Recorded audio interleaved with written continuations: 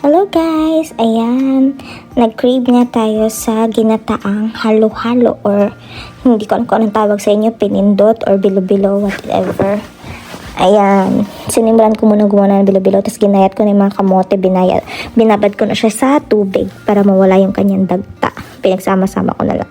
And then, una kong ginawa is pinakuluan ko yung gata, and then inuhulog ko na din yung mga kamote.